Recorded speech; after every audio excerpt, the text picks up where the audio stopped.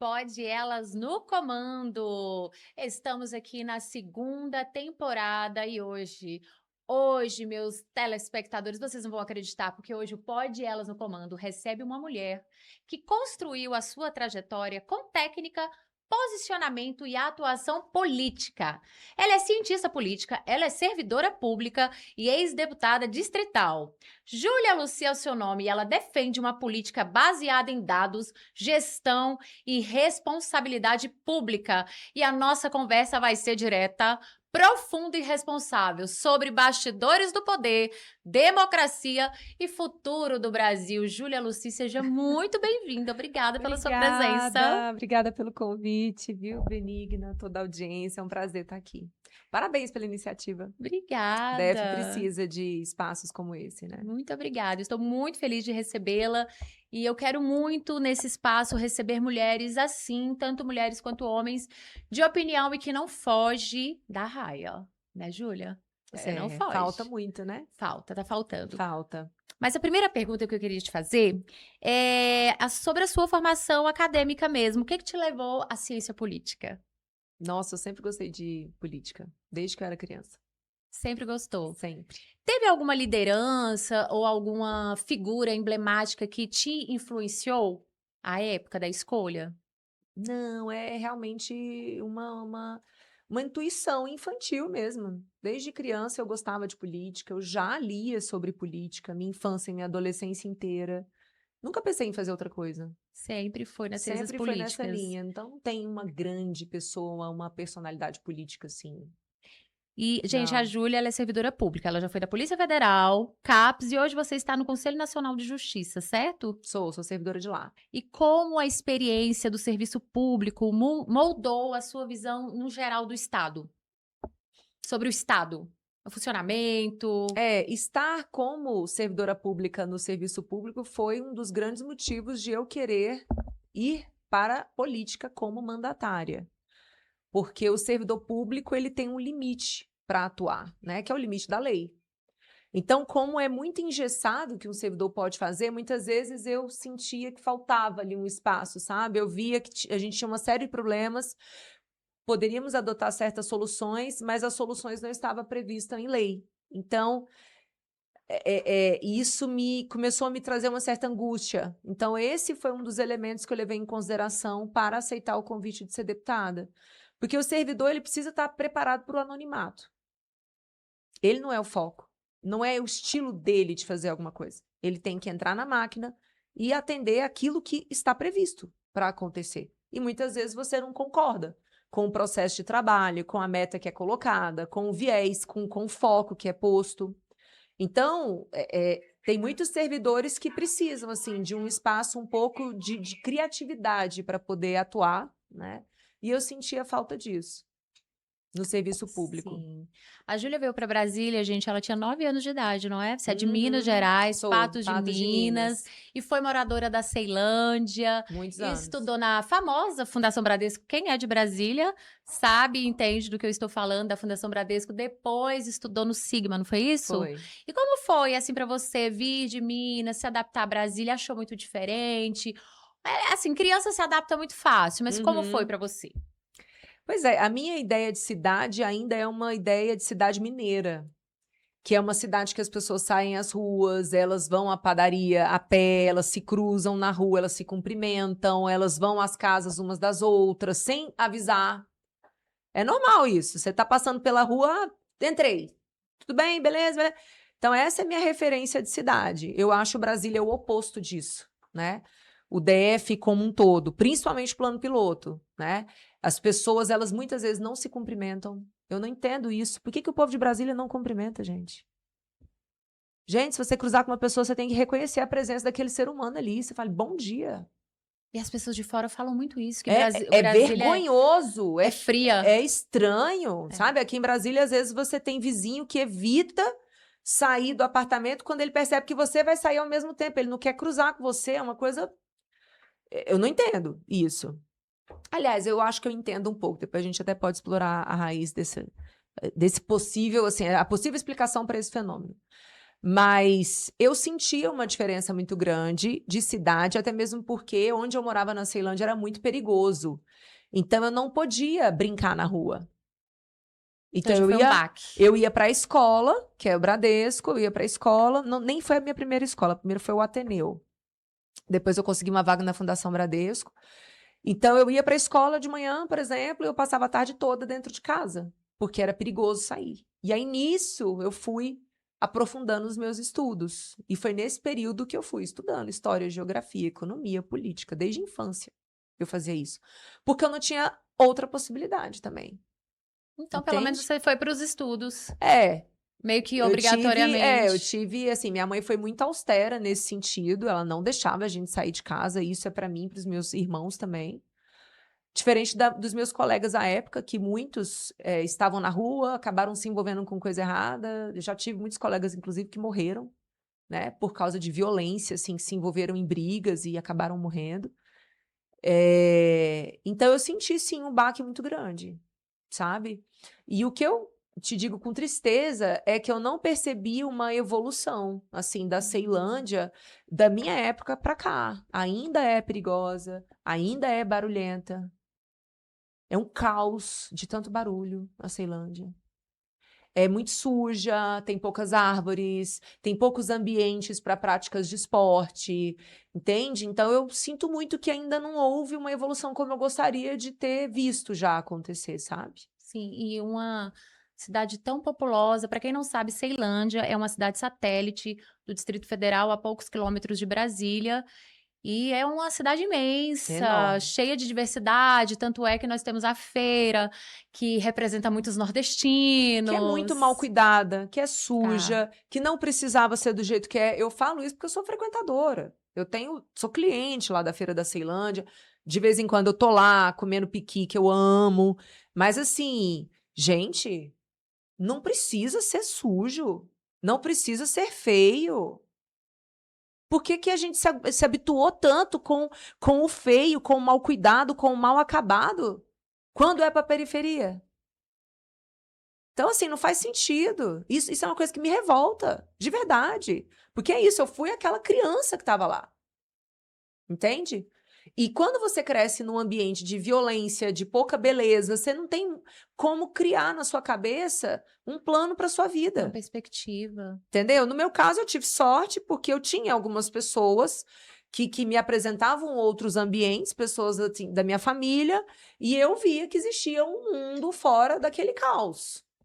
Entendi. A Júlia passou no concurso com 18 anos, não foi Foi. isso? O primeiro concurso. Uhum. Entrou na UNB, Universidade Federal de Brasília, fez ciências políticas, depois você fez uma especialização Isso. Fiz e duas. duas Tô terminando a especializações. terceira. Olha, e depois, gente, a Júlia, essa mulher linda aqui que vocês estão vendo no comando mesmo, ela enveredou para a política. A Júlia foi deputada distrital da Câmara Legislativa do Distrito Federal na legislatura de 2019 a 2022. 22. E conta aqui pra gente como é que foi a ideia, alguém te puxou, você começou a entrar na política, como veio esse convite para disputar a Câmara Legislativa? Gente, é muito difícil, tá? Eu não É, sei aí nas câmaras de vereadores de é, vocês, porque vocês sabem que aqui não tem Câmara de Vereadores, é Câmara Legislativa. é.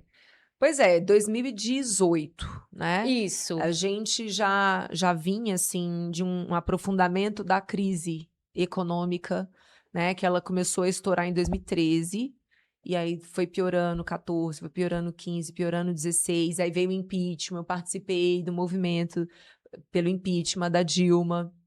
Então, aquela situação ali já do país já me incomodava muito. Minha vida privada estava bem resolvida, né?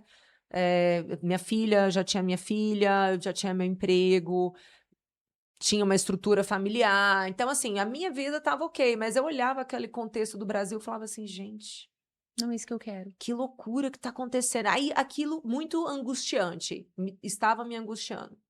E aí tinha um amigo que à época a gente até tinha estudado junto para concurso e ele entrou num partido, que foi o Partido Novo.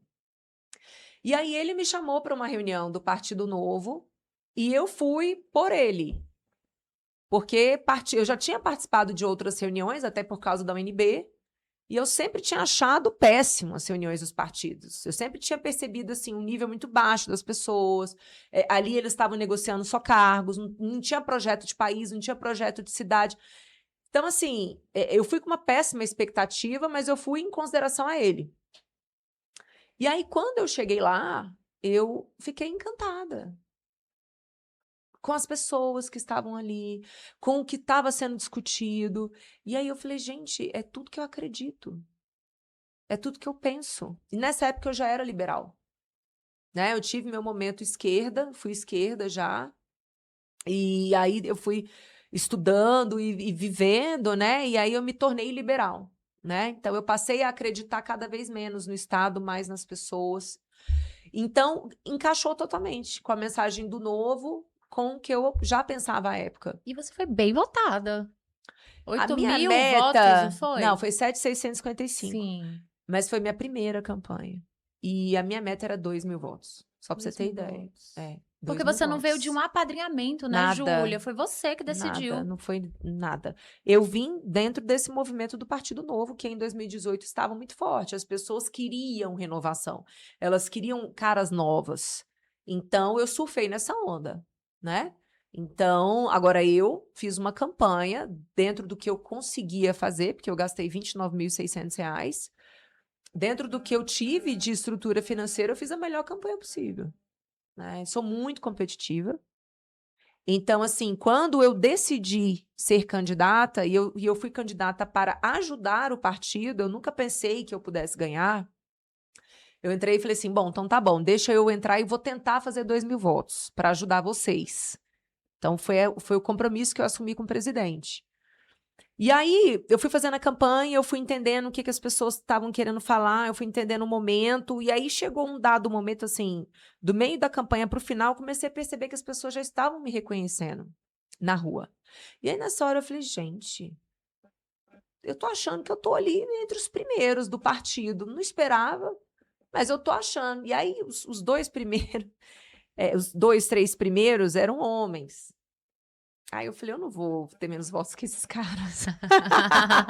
Entrou o Eu não espírito vou. competitivo. Eu falei, eu não vou fazer menos votos que eles. Eu preciso fazer mais. Então foi muito mais nessa linha, entendeu?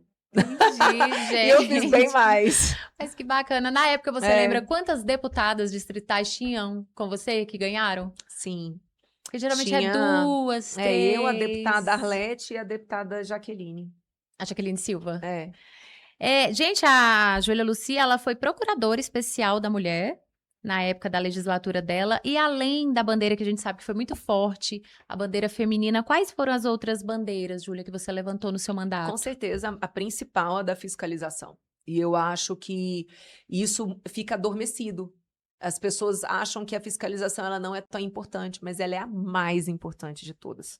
Então, eu consegui, por exemplo, evitar que várias licitações fraudulentas fossem para frente, né?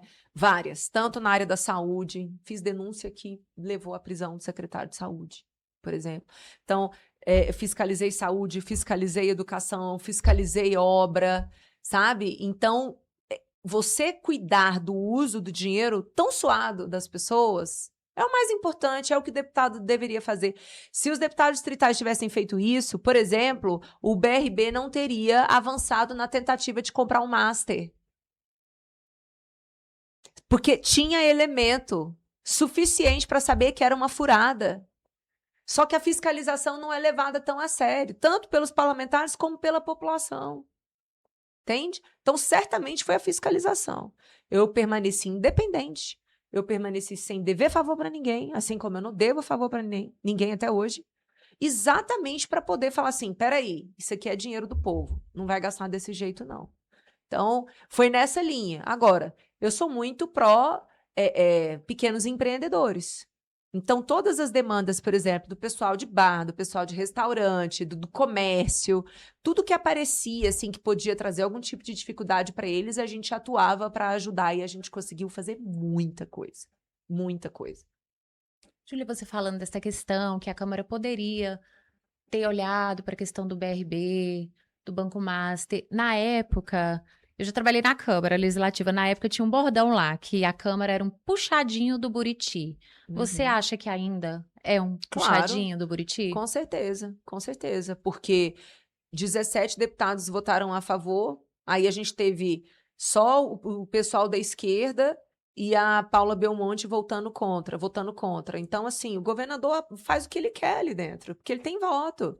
Porque o deputado chega, já se vincula ao governo, ele indica um secretário, ele pega uma administração regional, e aí eu vou falar para vocês, é a pior coisa que tem quando você tem um deputado que se acha dono de uma região. É, tem muito isso aqui em Brasília. Ainda mais aqui no Gama, né? É péssimo. Assim, você tenta, os outros deputados muitas vezes tentam encaminhar emenda, fazer projetos para a cidade, mas o deputado que se sente dono, ele não deixa. Ele atravanca tudo, entendeu? Mas em troca de ele se sentir o dono da cidade, ele abriu mão da capacidade dele de fiscalizar o governo. Então, na minha opinião, faz um mandato péssimo, entendeu? Porque executar a emenda é para executivo, entendeu? E o que deveria ser foco da atenção dele, ele não dá conta de fazer, porque ele está preso.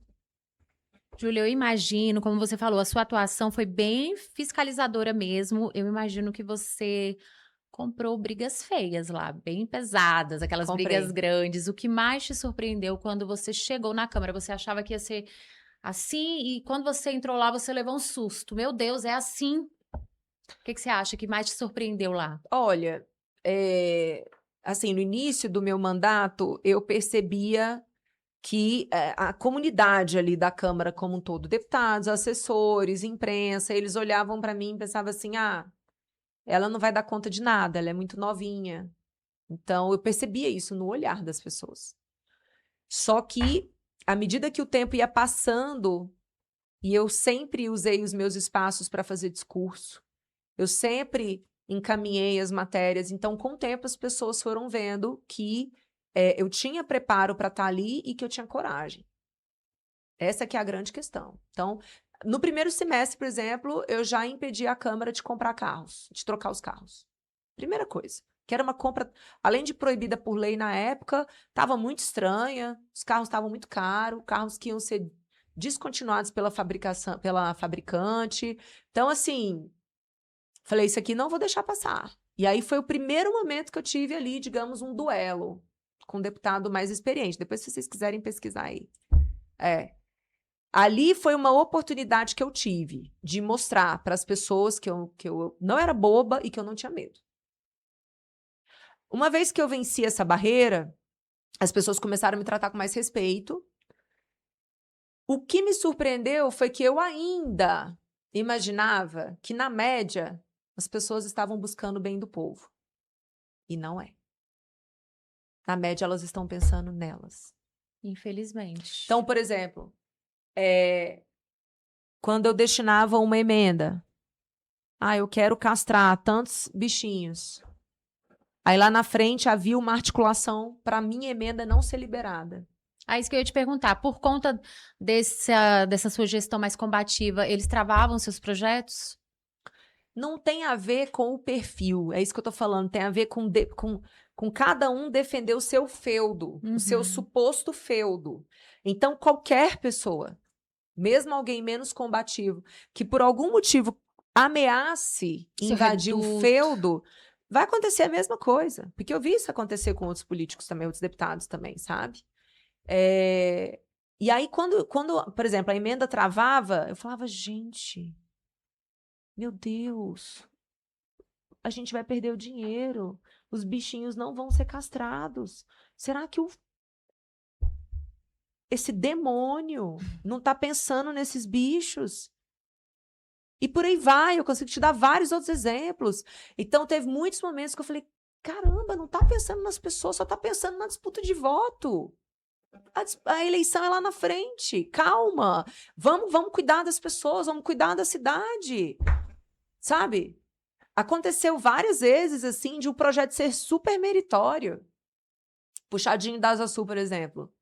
É uma lei que eu trabalhei um ano fazendo reunião com o IPHAN, com o arquiteto, com o urbanista, um projeto super complexo, porque ali o PPCUB, né, que é o Plano de Proteção do Conjunto Urbanístico de Brasília, que é o plano piloto, que é onde fica a Asa Sul, ali você não pode fazer quase nada. Então, a gente tinha feito toda uma definição de projeto para encaixar no que podia ser feito, aí na hora de votar, eu tive colega que não queria deixar pautar o projeto, porque ele sabia que se aprovasse, a comunidade saberia que foi o resultado do meu trabalho, e no final das contas ele não queria me dar uma vitória. Falei, meu Deus, vocês estão querendo travar um projeto importante para milhares de pessoas, só para não falar que foi vitória da Júlia Lucy?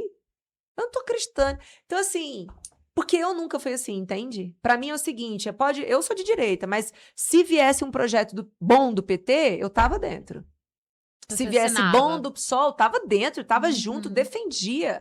Porque é o que tem que ser feito, é o certo. Entende? No final das contas, o que importa é a pessoa. É a comunidade, é você melhorar. É verdade. Então, assim, como a gente julga os outros pela nossa régua, então eu esperava que as pessoas também fossem pensar dessa maneira. Tá, isso aqui é a ideia da Júlia, é projeto da Júlia, mas não importa porque é pro bem da cidade. Não. Talvez essa foi sua maior decepção com a Câmara? No geral, na política? Acho que sim. Perceber que as pessoas, elas têm a capacidade de reduzir um mandato, que é algo tão Precioso e difícil. precioso. É uma honra você representar as pessoas. E aí as pessoas viverem isso e reduzirem isso, gente. Há um esquema de receber emenda, executar emenda. E muitos desviarem parte das emendas. Caramba. E o seu eleitorado começou a te cobrar? Porque, por exemplo, de repente você não conseguia aprovar Eu determinado aprovei tudo que eu projeto. quis. Você conseguiu? Tudo. Ah, então você não foi cobrada de uma forma ruim pelo seu eleitor. Veja, o meu eleitor é um eleitor liberal. E o eleitor liberal, no momento da pandemia, ele ficou meio perdido. Por quê? Algumas lideranças que se diziam liberais, como, por exemplo, João Amoedo, que não é liberal, mas ele dizia que era, né? Hoje a gente sabe que ele é bem esquerdista. Mas algumas pessoas, durante a pandemia, elas falaram coisas que não são compatíveis com o que nós defendemos, e eu não fiquei do lado dessas pessoas, eu agi diferente. Então, por exemplo, um liberal não pode jamais defender a obrigatoriedade de um passaporte vacinal. Porque a gente defende vida, liberdade e propriedade. O meu corpo é a minha primeira propriedade.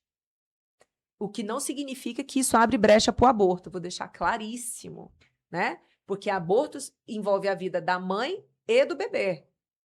E, de uma certa forma, também do pai. Né? Então, uma mulher não pode decidir pela vida de outros dois indivíduos. Ela pode decidir sobre a dela. Entendi. Né? Então, a defesa do aborto não é uma defesa liberal. Então, durante o período da pandemia, a gente viu pessoas vinculadas às bandeiras liberais defendendo lockdown, restrição do direito de ir e vir, restrição do direito de trabalhar, restrição do direito de fala, porque você não podia nem discutir as coisas. A ciência virou uma espécie de Deus. Não questione. Como se a premissa da ciência não fosse exatamente tese e antítese. A ciência pressupõe diálogo, senão não é ciência. Só que a imprensa, o Ministério Público, o governo, essa onda, sabe, de autoritarismo do Estado, condenou o debate. Então, você não podia falar, peraí, mas vamos entender do que se trata esse medicamento. Vamos ver se essa restrição de funcionamento de horário do comércio X faz algum sentido. Você não podia, porque a partir do momento que você questionava, você já era chamada de negacionista. Então, foi um momento em que os liberais, eles ficaram muito perdidos. De um lado, você tinha pessoas que falavam sim ao passaporte vacinal, sim ao lockdown, e do outro lado, como eu estava aqui, não. A liberdade, ela tem que sobreviver, inclusive em momentos caóticos. Então, assim, neste momento, eu tive parte dos meus eleitores que, sim, ficaram decepcionados comigo. né? Mas aí eu acho que é muito mais uma fragilidade conceitual por parte deles do que uma contradição por minha parte, porque eu fui fiel aos princípios: vida, liberdade e propriedade. Entendi. A sua saída do partido foi por esse pensamento, digamos, um pouco mais independente ou não tem nada a ver? Foi Tem uma tudo a outra ver. situação, foi por Tem tudo a isso? ver, porque durante esse período, então você tinha ainda a figura do João Amoedo dentro do Partido Novo, e aí algumas pessoas como eu, como Marcel Van Hatten, a gente começou a falar, não, ele está falando besteira. Então, a partir daí já criou uma rusga, né? Comigo e o Diretório Nacional, que tinha o João Amoedo na sua composição, mas os outros nomes também eram amoedistas. Então, assim, eles colocaram o meu nome numa lista. Ó, esses nomes aqui precisam sair do partido. Foi isso que aconteceu. Porque não estavam votando conforme a orientação do partido. Estava destoando daquilo que eles achavam que tinha que ser. Entendeu? Aí você está afiliada em algum hoje, Júlia? Estou no União Brasil. Uai, então. Uai, falei agora igual mineira. Então você pode vir a concorrer ano que vem para algum cargo vou concorrer. eletivo? Vai! Vou. Distrital? Distrital. Olha aí, primeira mão, eu acho, hein? Você tá falando... Primeira mão mesmo. Primeira vez que eu falo.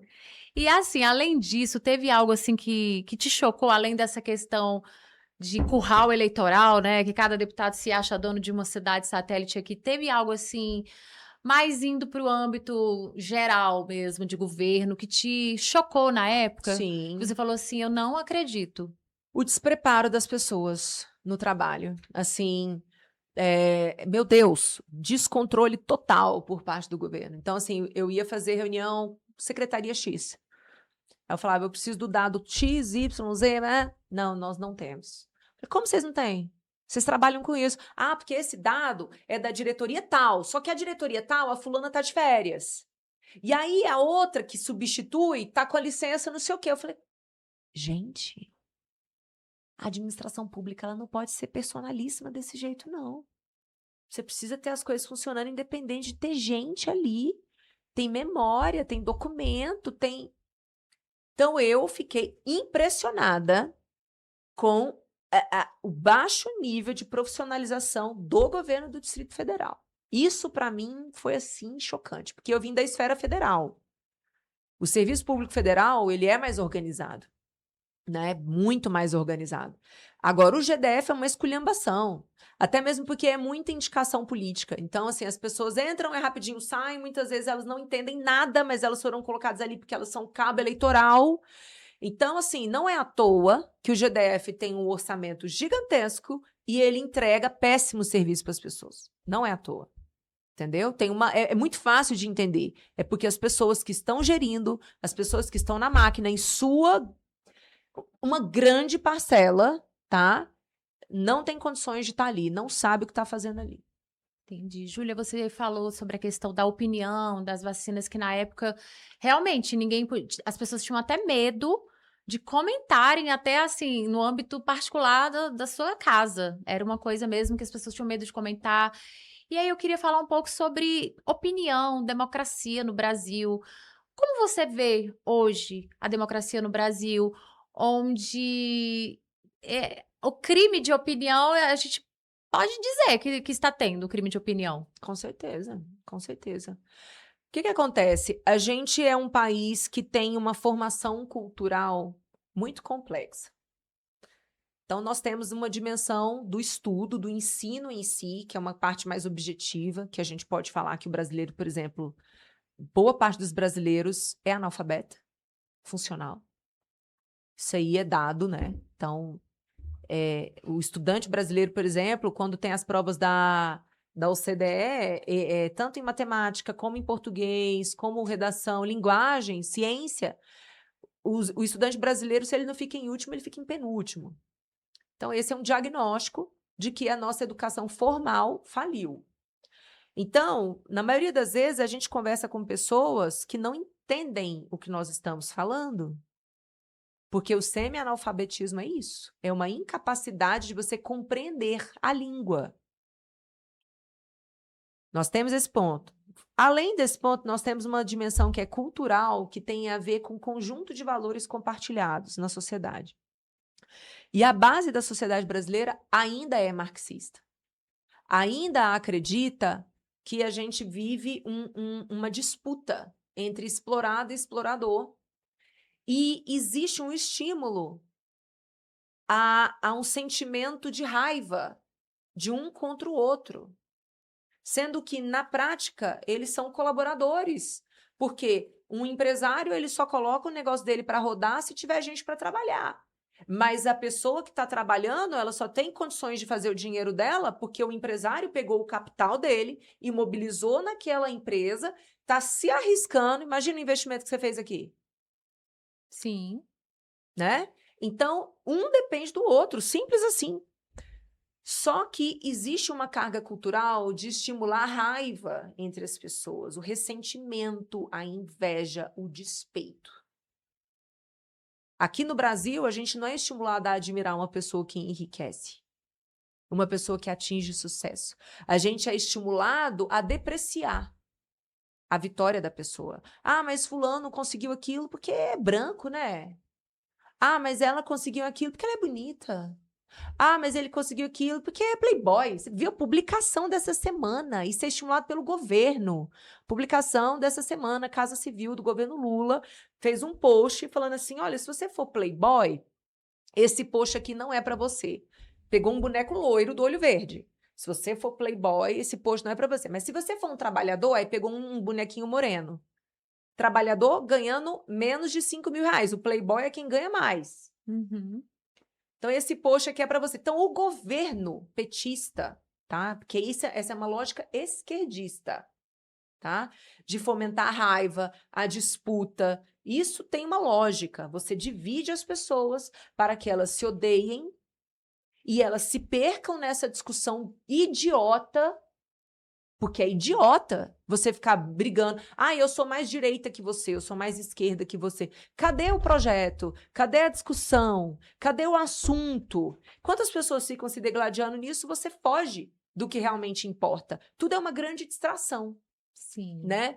Então, assim, quando você tem esse caldo de uma educação formal que faliu, com uma base cultural super complexa, em que as pessoas são estimuladas a se odiarem, aí cada uma tem um celular na mão, elas vão usar o celular para colocar para fora aquilo que está dentro delas. E isso incomoda um governo autoritário. Porque todo governo autoritário precisa manter a população em silêncio, sob controle, para poder fazer o que precisa fazer, o que quer fazer. Porque sabe que não vai ser fiscalizado pelo povo. Porque ele sabe que, colocando medo no povo, o povo vai ficar parado. Sim. Vai ficar inerte. Então, tudo acontece e o povo não tem coragem de ir para a rua. Então, assim, a gente vive numa democracia no Brasil? Certamente que não. E aí alguém pode argumentar, ah, mas nós temos eleições. Eleição é um ponto. Né? Inclusive, existe um índice de democracia que é medido ao longo pelo mundo inteiro. O Brasil ele só vem caindo nesse índice. Porque você pode ter uma eleição, só que se você tem os dois candidatos e um candidato pode falar tudo e o outro não pode falar nada, como foi o que aconteceu em 2022, gente. Isso é indiscutível, né? Não existe um pé de igualdade nisso. Isso não é democracia. Não, aqui está autorizado você falar, porque quem toma as decisões, que no caso é o judiciário, é a cúpula do judiciário, então quem toma as decisões, existe um filtro dessas pessoas, e aí elas decidem aquilo que pode ir para frente ou não. A Carmen Lúcia falou isso. Eu reconheço que isso aqui é uma censura, mas é uma censura necessária. Ela falou isso. Ela escancarou. Então, assim, a gente não vive mais uma democracia no Brasil, porque onde há medo de falar, não é ambiente democrático. Sim. Aí as pessoas falam assim, mas as pessoas não podem sair xingando as outras. Podem. E elas vão responder por isso. Ué, existe crime de calúnia, existe crime de difamação. Ah, você imputou um crime a alguém falso, de uma forma falsa? Isso é um crime, você vai pagar por ele. Vai responder por isso. Assim, você pode tudo, meu querido. Você só não pode achar que você não vai sofrer as consequências daquilo. Ué. Mas ele tem o direito de falar. Claro! Inclusive, ele tem o direito de deliberadamente decidir. Deliberadamente decidir pleonasmo, mas ele tem o direito de decidir cometer um crime. Ah, eu vou xingar você de tudo quanto é nome. Pode ser considerado como um crime, mas eu tomei uma decisão consciente do que eu estou fazendo. Então, assim, como o brasileiro foi educado a acreditar que ele não é dono da própria vida, que tudo na vida dele é responsabilidade de alguém. É culpa do pai que não deu atenção, é culpa da professora que foi brava com ele, é culpa da esposa que não está cuidando dele como deveria cuidar, é o patrão que é muito exigente, o governo que não... Tudo é externo. O brasileiro não é estimulado a ser um adulto de entender que tomou decisão, vai ter consequência. Não. O brasileiro, ele é uma criança num corpo de adulto. É verdade. Então é um drama, gente. É complexo. Nosso país é muito complexo. E ainda mais com essa polarização política, como nunca vivemos, não existe, para mim, na minha opinião, não existe mais essa questão de centro. Ai, sou do centro. Para mim é direita e esquerda. Não sei se você vai concordar. Mas você acha que essa polarização visível, ela enfraquece as instituições? Olha, a polarização, ela é um fenômeno que encontrou a possibilidade de surgir porque nós temos redes sociais, né? Então, não significa que a gente já não tivesse uma direita. Pelo contrário, eu acho que já tínhamos. Mas o que não existia era um espaço para vocalizar os princípios da direita. Porque a grande imprensa sempre foi dominada pelos progressistas, pelos esquerdistas. Então, os de direita, eles foram subrepresentados e pouco identificados nas últimas décadas. A partir do momento que as pessoas podem falar o que elas pensam nas redes sociais, aí a gente começa a identificar. Ah, então eu penso isso, eu penso aquilo, e aí a gente consegue separar as pessoas. Se vai haver um momento em que vai haver ali uma centralização de pensamento, eu particularmente acredito que vai acontecer. Porque esse debate de esquerda e direita, eu acho que mais pessoas vão cair na real que isso é tudo que o sistema mais quer. Porque as pessoas estão distraídas nesse fla-flu e elas estão dispersas em relação à verdadeira batalha, que é o povo contra o Estado. Mas e quando o próprio partido, vamos dizer assim, a direita briga muito, você não acha, não? Acho ridículo. Quando eles mesmos não se entendem. Acho ridículo. É uma coisa Será assim... que vai para frente? Então, eu acho que a direita, diferente da esquerda, a direita ela é muito novinha no processo. É como se fosse ali um adolescente. Então, ele já está tendo responsabilidade de adulto, muitas vezes, mas ainda não apanhou, né? Igual eu tenho 40 anos. É muito bom ter 40 anos, porque você olha as coisas e fala, meu Deus, é muita... Né? Você identifica erros que antes eu cometia, hoje eu não cometo mais. Então, eu acho que a direita, naturalmente, ela vai amadurecer e ela vai perceber que essas disputas públicas, ela prejudica todo mundo, né? Sim, porque você vê uma esquerda muito unida, inclusive... Porque eles já estão há muito tempo. Sim, então, de não delatar mesmo, assim, quando o Lula foi preso, Dirceu. Gente, o Dirceu não abriu a boca. Foi até o final. E até hoje, eles morrem pelo Lula. A mentalidade dele é de guerrilheiro, né? Ele foi treinado para isso. É diferente. O Dirceu, ele é uma pessoa que tem um cérebro, ele é muito inteligente, e ele sabe onde ele quer chegar. É o objetivo do Foro de São Paulo. Então, eles sabem do projeto, eles sabem a importância do Brasil nesse projeto, eles sabem da importância dos outros países, tanto é que o PT sempre mandou dinheiro para os outros governantes que faziam parte do Foro de São Paulo. Então, eles sempre pensaram macro, né? Mas nunca pró-Brasil, sempre pró-comunismo. O Brasil é só uma peça nesse grande projeto de trazer o comunismo para todo mundo, o autoritarismo, né? A ideia de que, olha, não pense diferente, porque o diferente está errado, né?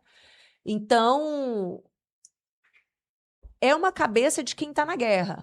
Então, um soldado, ele não entrega. Nem sob tortura. Nem sob tortura. No caso deles, nem presos. E assim, eu já ouvi falar, você como cientista política vai falar melhor que ninguém, eu já ouço há muitos anos que o PT falta um grande líder, como Lula. Então, por isso que eles insistem tanto no Lula. Você acha que a direita corre esse risco também de ficar só no Bolsonaro? De jeito nenhum. Olha o Não, você acha que Nicolas tem aí. outros líderes? Nossa, gente, olha o que o Nicolas fez. Ele capitaneou sem muito preparo ali, sem muito planejamento. Ele gravou um vídeo e falou assim: olha, gente, eu tive aqui uma ideia, Deus me iluminou, vou começar uma caminhada. Tô indo caminhar. Fora o Gump. E aí foi agregando, agregando, agregando, agregando. Eu fui num dia, Eu assim, eu vi. fiquei impressionada com a energia daquele momento ali. Foi uma coisa, assim, impressionante. Um dos momentos mais marcantes da minha caminhada política foi a minha sensação daquele momento ali. E tem o Nicolas, a gente tem o próprio Tarcísio, nós temos outras pessoas, Romeu Zema, nós temos Marcel Van Hatten, tem muita gente. Isso é muito legal, não sinto nem um pouco, assim, esse receio, não tenho nem um pouco esse receio de não ter outras pessoas. E quem você acha que deve suceder agora o Lula? Da Quem vai direita. ganhar? Não, quem você acha que deve ser o indicado da direita, vamos colocar assim? Porque tá tendo Olha, muita guerra ainda, né? Ainda precisa cravar o martelo ali. e aí tem tantas outras informações que às vezes não chegam pra gente, né? Mas, assim, dentro da ciência política, a gente aprende que quando você olha para o primeiro turno, o seu candidato, ele precisa te apresentar índice de conhecimento. Quando você olha para o segundo turno, o seu candidato precisa te apresentar rejeição. Então, o segundo turno é uma disputa de rejeições. Então, o que a maior parte das pesquisas ainda mostra? Que o Flávio ainda tende a ter mais rejeição. Daria para diminuir a rejeição dele? Daria, mas ele ia ter que adotar uma estratégia bem ousada. E eu converso com algumas pessoas próximas a ele, eu acho que ele não vai fazer isso. E eu acho uma pena, né? Mas, ou seja, no segundo turno seria uma pessoa com menos rejeição, porque a menor rejeição traz mais capacidade de agregar aqueles eleitores que voltarem outros candidatos no primeiro turno. Você acha que ele conquista os indecisos? Se ele mandar uma mensagem bem feita, sim. Mas o Flávio, ele tem que mirar nas mulheres. Mas parece que a direita meio que se afasta, né? Você vê o que está acontecendo lá no Parece não, se sul, se afasta por afasta. completo e o preço tá aí. Tá aí. E o público identifica isso. É claro. Público não, né? O eleitor Então, assim, identifica. por exemplo, não adianta. Até um recado pro Flávio Bolsonaro. Aqui, se ele assistir. Vou fazer esse recorte, vou postar no meu Instagram que ele vai ver. Não adianta falar assim, eu reconheço as mulheres, porque no meu gabinete tem mulher. Qual é a função dessa mulher? Ela toma decisão? Ou ela tá só na recepção ali?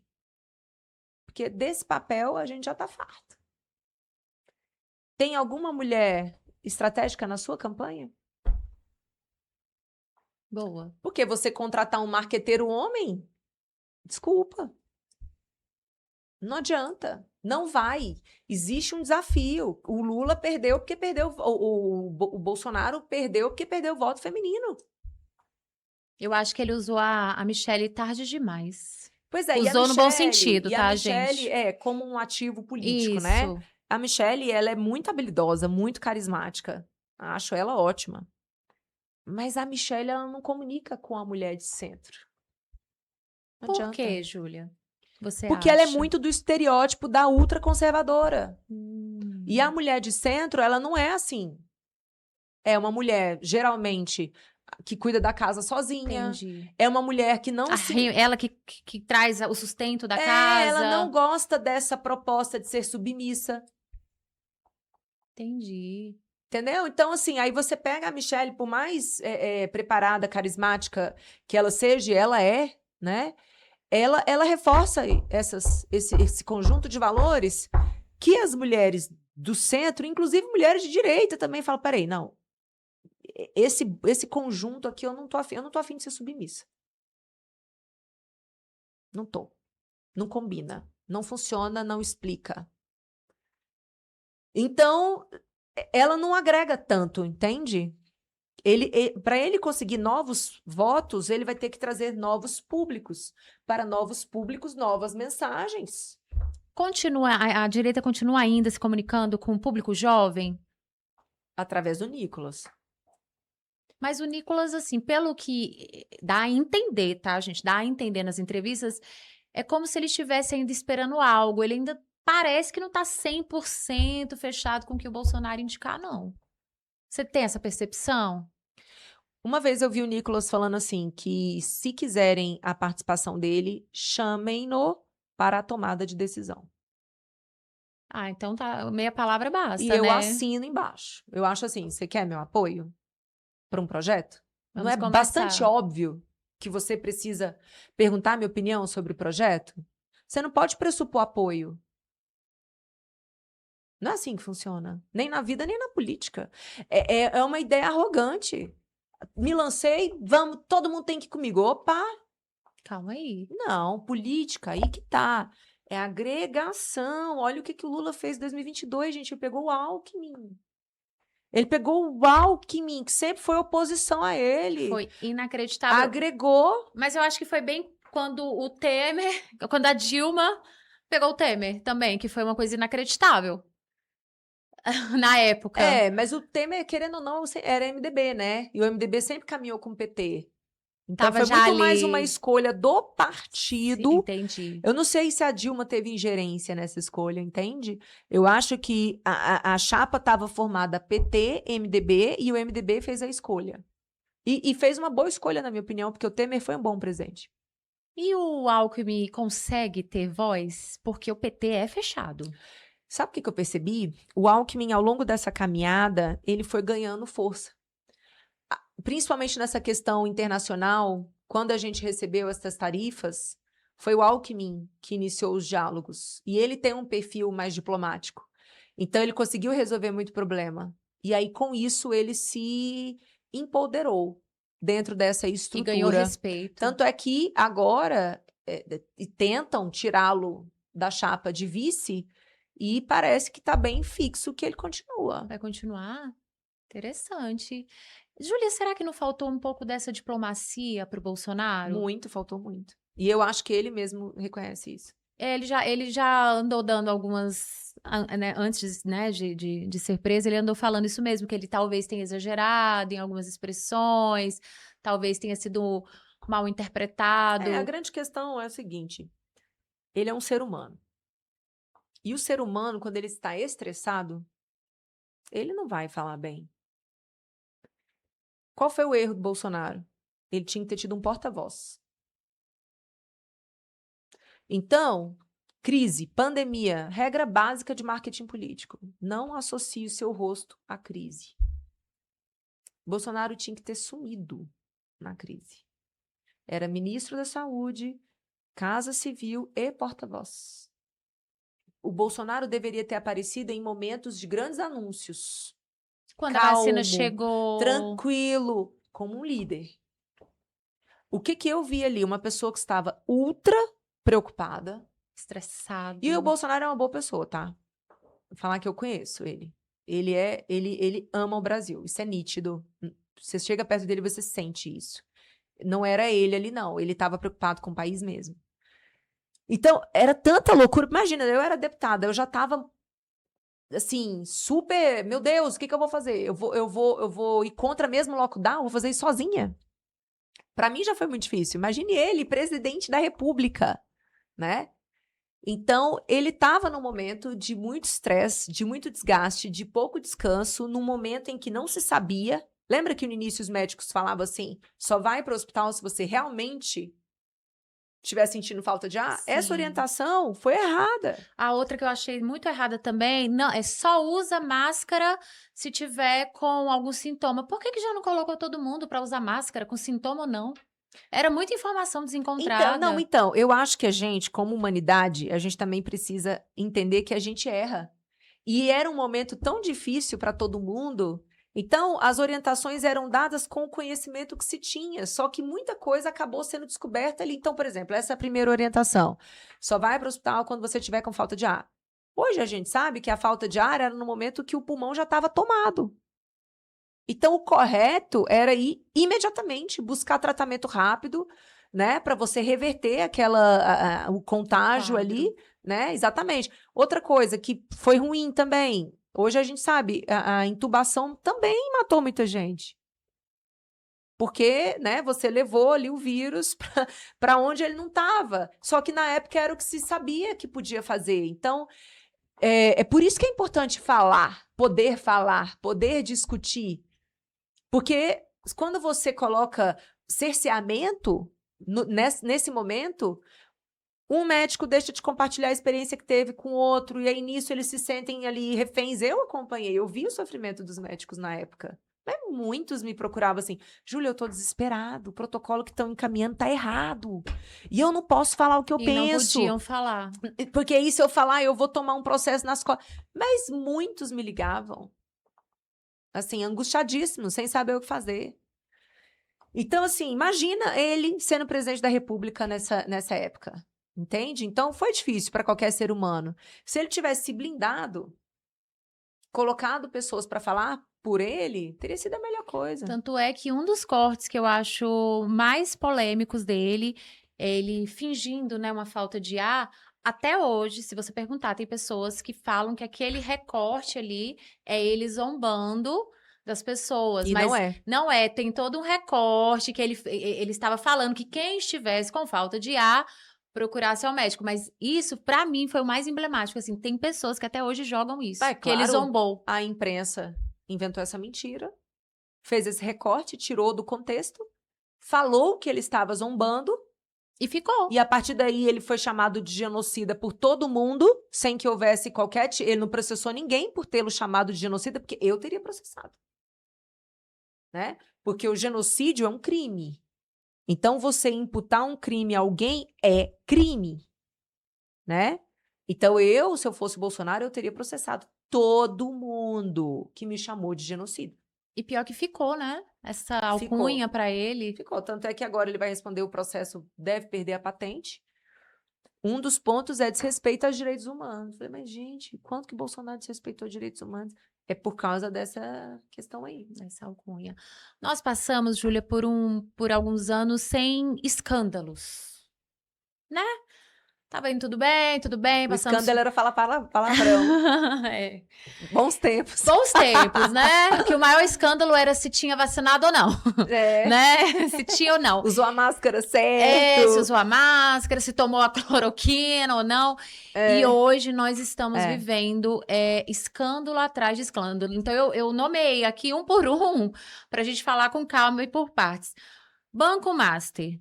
Eu estava comentando com você antes de começar que tem gente que ainda não tem noção do que está acontecendo. Júlia, explica para o nosso telespectador o que, de fato, a profundidade que é esse caso Banco Master para a vida do brasileiro comum mesmo. Vamos falar para a vida do brasiliense aqui, que aí depois a gente expande para o todo. O governo do Distrito Federal, na realidade, o povo do Distrito Federal detém mais de 70% das ações do Banco de Brasília. Então, o povo do DF é dono do banco. E, por causa de uma série de decisões erradas tomadas pela gestão liderada pelo então presidente Paulo Henrique Costa, mas ele não fez nada sozinho, é importante que a gente deixe isso claro, o Banco de Brasília comprou carteiras falsas, que foram produzidas pela Tirreno, que foram compradas pelo Master. Então, documentos falsos foram gerados, mas se houvesse critério, auditoria, esses furos teriam sido percebidos. Se é que não foram, aí é a Polícia Federal que responde, né? Até que ponto que foi imperícia, que foi negligência, que foi omissão, ou até que ponto que foi deliberado, que eu fingi que eu não vi, que era uma questão falsa ali, era uma carteira falsa. Então, a Tirreno produziu carteiras falsas, inclusive grosseiras. O Banco Master comprou e a gente, BRB, a gente comprou 12,2 bilhões de carteiras falsas do Master. Esse é um dos pontos. Ao longo de 2024, 2025, em que esses 12 bilhões eles foram repassados, porque eles não... Aí que tá. Essas carteiras falsas, elas não foram compradas de uma hora para outra. Houve fragmentação das carteiras. Por quê? Porque até um determinado volume de compra, você não precisava subir para o colegiado do banco. Você aprovava num grupo menor de funcionários do banco. Todas as compras foram autorizadas por unanimidade. Então, assim, esses funcionários do Banco de Brasília, eles têm muito o que responder. É gente responsável por transparência, por compliance, né? Pessoas responsáveis pela auditoria. Passou por muita gente, Júlia. Passou por muita gente, mas veja, a compra não foi feita no atacado. Eles fragmentaram em pacotes menores para que ficasse apenas nessa diretoria, porque essa diretoria estava aprovando tudo por unanimidade. Talvez, se subisse para um colegiado maior, alguma pessoa ali diria não, né? Esse é um dos pontos que a gente precisa levar em consideração. Aí, o Banco de Brasília tentou a todo custo comprar o Master, sendo que o Itaú, na realidade o BTG do Esteves, antes da intenção do BRB, ele já tinha demonstrado a intenção de comprar o Master por R$1. Porque o mercado financeiro já sabia que o Master tinha problema de liquidez. O que é problema de liquidez?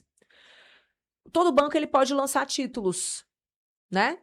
Olha, coloca dinheiro aqui comigo, que eu vou te pagar tantos por cento por mês, você retira o seu dinheiro depois de tantos meses e tá tudo certo, eu devolvo o seu dinheiro mais essa rentabilidade. Sim. Então, os bancos podem fazer isso, eles podem fazer emissão de título, mas eles precisam ter um volume mínimo de capital próprio ali com ele para honrar esses títulos, né? Que a gente está falando sobre liquidez de banco, que tem um índice chamado Índice de Basileia, que é um índice internacional, e no Brasil é 10%. Então, ou seja, o banco ele pode emitir título, mas ele tem que ter 10% do volume total de títulos emitidos, ele precisa ter este capital consigo. O Master, ele já estava sem dinheiro dentro de si. Ele já não tinha, portanto, liquidez. O que é liquidez? Vamos supor que eu, banco, vendi um título para você e você falou assim, agora eu quero meu dinheiro de volta. Tá aqui seu dinheiro. Essa ida e vinda do capital, isso aqui é liquidez, certo? Certo. Então, o Master, ele já não tinha capital mais consigo. Ele, portanto, não tinha liquidez e o mercado financeiro já sabia disso.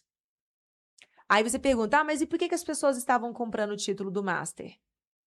Porque muitos gerentes já estavam vendendo, e aí XP envolvida, várias corretoras, já estavam falando assim, pode comprar o título do Master até R$250 mil, porque se o banco tiver problema e quebrar, o fundo garantidor de crédito vai pagar para você. Nossa. Porque existe um fundo, né, que é uma poupança, digamos assim, que os bancos que fazem parte do sistema financeiro brasileiro encaminharam dinheiro para essa poupança para exatamente garantir que, no caso de um banco que venha a ser quebrado, o cliente não seja prejudicado. Há esse dinheiro para ressarcir essas pessoas, né? Então, inclusive, a confiabilidade do sistema financeiro nacional depende do fundo garantidor de crédito. Então, muita gente já estava vendendo o título do Master, que estava remunerando 0,7 a mais que os outros, 0,10, 0,13. Era atrativo. Não é que atrativo, assim, é uma coisa que, assim, estava na cara que tinha esquema.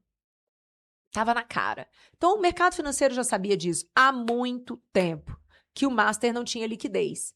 E é nisso que entra o BRB e a gente precisa se perguntar por quê? Foi para pagar alguma dívida política? Por que o BRB estava ávido para comprar o Master? Sendo que todo o mercado financeiro já sabia que o Master não tinha liquidez. Inclusive, a Polícia Federal pegou em uma anotação de uma das funcionárias que estava acontecendo na reunião, ela anotou, o Master vai quebrar. Nossa. Não, E mesmo assim, eles quiseram comprar, eles fizeram campanha para comprar, os funcionários gravaram vídeo para convencer a sociedade de Brasília que fazia sentido aquele negócio. Fizeram uma pressão na Câmara Legislativa, aprovaram a compra no primeiro e no segundo turno no mesmo dia. E o Vorcaro ele mesmo vendeu e já estava de malas prontas para Ele tinha a Dubai. intenção, aí o banco, o Voiter, que disse que queria comprar o Master, né? Estava aí circulando. No final das contas, ele também foi liquidado, porque ele também tinha título falso. Tudo era falso, né? E o Vorcaro fala que, olha, eu não fiz nada de errado, eu agi dentro da lei. Porque o meu modelo de negócio dependia do funcionamento do fundo garantidor para funcionar. E algo tão grandioso, dessa magnitude, Júlia, você não acha que está avançando muito pouco o debate público? Porque é muito Olha, profundo, é muito pesado, a e você grande, não vê avançando. a grande questão é que, assim, nós temos muitas autoridades pesadas envolvidas nisso, né? Então, quando você tem, por exemplo, o escritório da mulher do Alexandre de Moraes, contratado por um volume que nunca se viu um contrato de 129 milhões de reais, quando você vê a mulher do Alexandre de Moraes, portanto, parte nesse processo, atuando como advogada, você automaticamente coloca o Alexandre de Moraes no bolo. Aí você tem o ministro Dias Toffoli, cujo irmãos, né, dois irmãos, fizeram parte da sociedade de um resort que tinha 2 fundos que financiaram esse resort, fundos do cunhado do Vorcaro. Então, de cara, você tem 2 ministros aí como uma ligação ao caso, né? Um deles relatando o caso, que é uma coisa absurda, inclusive. Então, é um escândalo que chegou ali no Supremo, é um escândalo que envolve o governador do Distrito Federal, não tem como falar assim, ah, mas é uma decisão do Paulo Henrique. Não tem como. O governador do Distrito Federal deve zelar pelo dinheiro do povo do Distrito Federal. E o DF já tem hoje, pelo menos, um prejuízo de 5 bi. 5 bi, que é o que o Banco Central já falou que o BRB vai ter que ter condições de repor. 5 bi. E o que acontece com aqueles estados que colocaram dinheiro da Previdência dos seus trabalhadores? O Rio já não tem, né, recursos para pagar.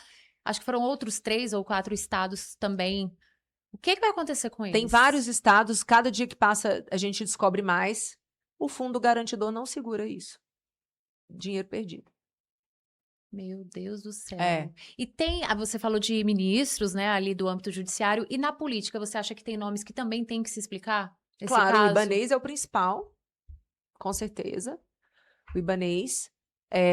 Governador da Bahia, Jacques Wagner, ele fez indicações, além do fundo de pensão dos servidores da Bahia ter colocado dinheiro lá, também tem a questão do Crédito Sexta, que era a principal fonte de receita do Master, é um sistema de crédito consignado para servidores do estado da Bahia poderem fazer compras em mercados por margem consignada e depois o estado mesmo cobrava a dívida.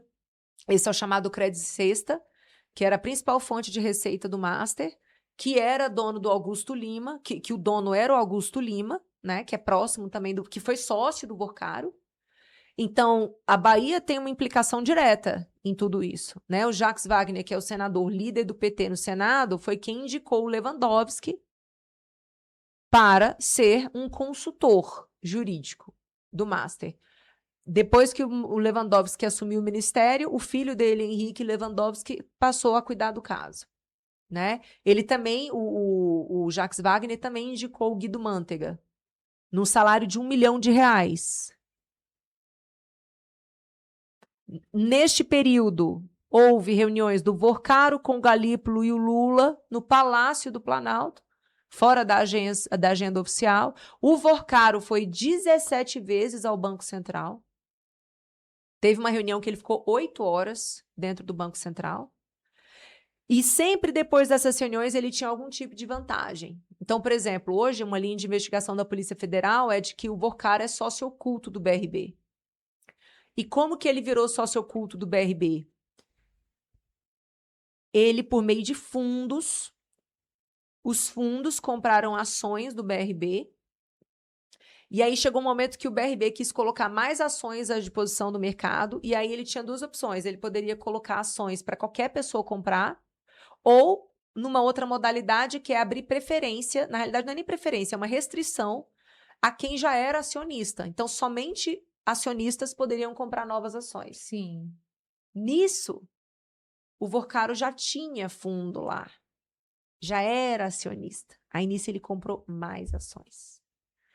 O que veio primeiro, o ovo ou a galinha? O Vorcaro entrou com fundo no BRB, porque já sabia que ia ter essa venda exclusiva? É isso que a gente quer saber, né, Júlia? É muita coisa. Mas a única coisa que eu quero dizer é o seguinte: 5 bilhões, gente, que vai sair do imposto do povo do DF. Isso falando daqui, né? Imagina no âmbito nacional. É porque a gente vai ter que dar liquidez pro BRB. Entendi. Senão o BRB é outro que vai ser liquidado. Imagina. Meu Deus. Eles conseguiram quebrar um banco. Na prática é isso. Porque hoje o BRB, ele precisa de 5 bilhões de reais. Se ele não tiver uma injeção externa, ele quebrou. Ele vai quebrar. Ou seja, ele já está quebrado. Né? É igual uma pessoa endividada. A pessoa está endividada, ela não tem condições de fazer mais nada. Se não houver um empréstimo ali, ela não volta à vida. Então, o BRB, eles conseguiram quebrar um banco público que tem um monopólio da folha de pagamento de servidores públicos do DF. E depois avançou, que é outra coisa suspeita também. Saiu comprando folha de pagamento dos outros estados em valores muito acima do que realmente valia. O patrocínio para o Flamengo é outro problema. Sabe por quê? Eles fizeram a parceria com o Flamengo, aumentaram um monte de correntistas, não analisaram o perfil desses correntistas, os correntistas entraram no banco, começaram a gastar ali no cheque especial, começaram a pegar empréstimo automático, simplesmente não pagaram boa parte. Boa parte. E o banco não tem como cobrar. Então, veio um enorme prejuízo também dessa parceria com o Flamengo. Entendi. Vamos falar um pouquinho, Júlia. É triste essa história. É triste, sobre a CPI do crime organizado.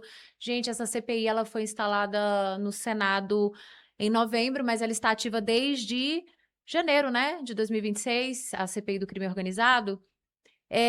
Júlia, você acha que o crime organizado hoje ele está mais infiltrado do que nunca no Estado? Sim. Inclusive o Ibanez não foi, né? Ele vai ser convocado, Júlia, agora? Ele foi convidado e aí ele faltou, disseram que vai ser convocado. Será que vai ter força política para convocar? Não sei. E caso ele não vá a essa convocação, qual seria a restrição a ele? Ou ele não é obrigado a ir, por ele ser governador? Não, todo cidadão convocado no âmbito de uma CPI é obrigado a ir. Agora ele pode conseguir um habeas corpus, né? Preventivo. Ah, tá. Então, com certeza, já deve estar, né, encaminhando isso daí. Mas, assim, com certeza, o crime organizado, inclusive o senador Alessandro Molon, que ele é, assim, Alessandro Vieira, que para mim é o melhor senador que o Brasil tem hoje, é indiscutível. Ele é extremamente preparado, extremamente corajoso. Ele já apontou, assim, muito do dinheiro que estava entrando no Master era lavagem de dinheiro do tráfico. E você acha que a CPI ela pode atingir agentes públicos também? Sim, com certeza. Pode. Com certeza. Algumas cabeças vão ter que ser entregues. Ainda mais porque é ano eleitoral.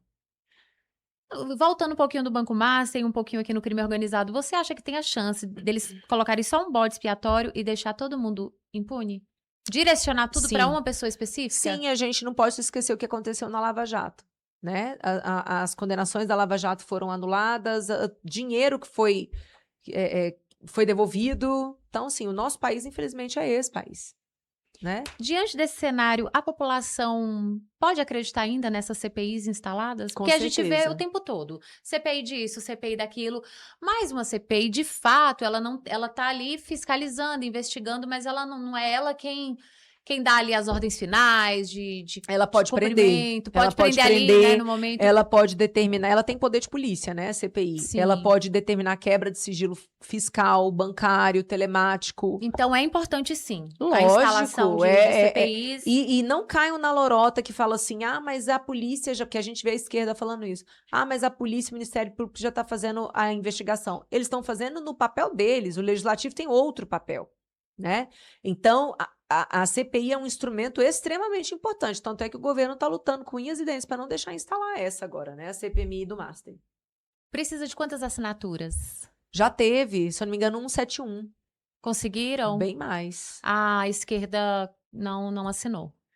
A CPMI, algumas pessoas ali, meio esquerda, ou então algumas sim, assinaram porque viram que ia para frente, entendeu? Agora, a CPI, não. São coisas diferentes. Ah, sim.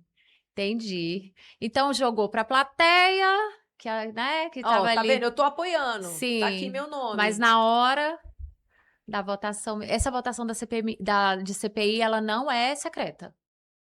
Lá quando... Não, o nome, o deputado, o senador assina, né? Fica público. Fica público, né? Porque tem algumas votações secretas. Aí, essa não é o caso. Não. É o caso, por exemplo, da indicação de alguém, né?